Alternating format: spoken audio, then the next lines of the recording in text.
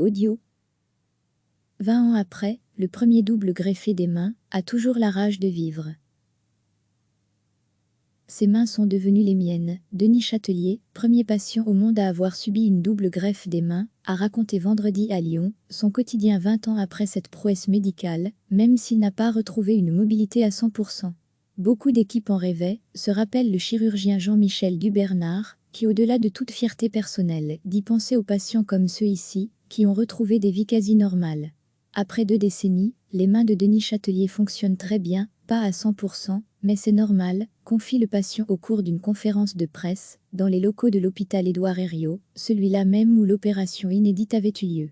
Ce 13 janvier 2000, le service de transplantation de l'hôpital lyonnais s'était illustré en réalisant sur Denis Châtelier, alors âgé de 33 ans, la première double greffe mondiale des mains et des avant-bras, une opération très médiatisée à l'époque.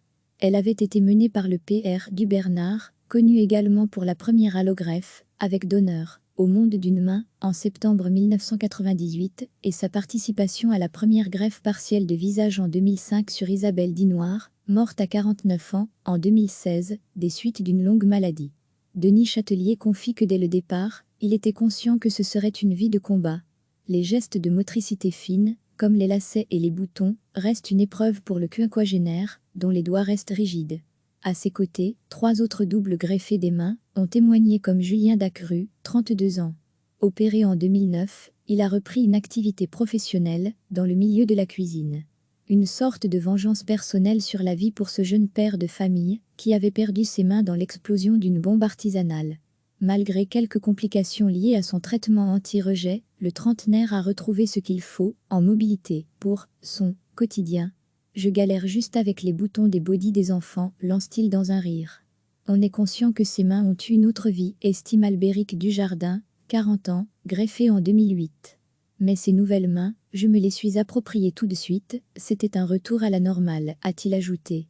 La greffe de main ne sauve pas la vie, mais elle redonne la vie pour le docteur Aram Gazarian, chirurgien de la main à la clinique lyonnaise du Parc. Les patients retrouvent 30 à 90% de leur mobilité.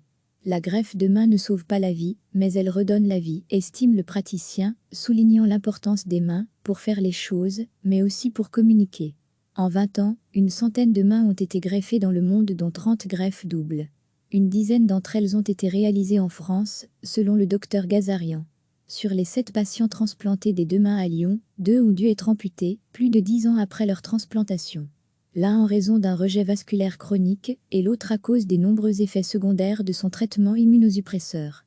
Ils n'ont pas été greffés à nouveau, d'où l'importance de bien sélectionner les patients qui doivent supporter à vie les conséquences plus ou moins lourdes du traitement et continuer à être suivis régulièrement, relève le chef du service de transplantation, le PR Emmanuel Morlon.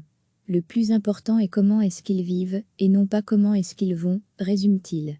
Le PR Lionel Badet, chirurgien de la transplantation, a annoncé que les équipes lyonnaises avaient un projet de greffe de larynx qui pourrait avoir lieu courant 2020, tandis qu'une réflexion était aussi lancée sur une greffe d'utérus, après une première en France l'année dernière. Mais les médecins greffeurs se heurtent au problème du manque de greffons. Un patient, amputé des 2 bras, est en attente depuis 3 ans et demi pour une greffe de bras à cause du manque de donneurs, déplore notamment le PR Badet. Recevez chaque matin l'essentiel de l'actualité. Cliquez sur s'abonner pour recevoir les dernières nouvelles.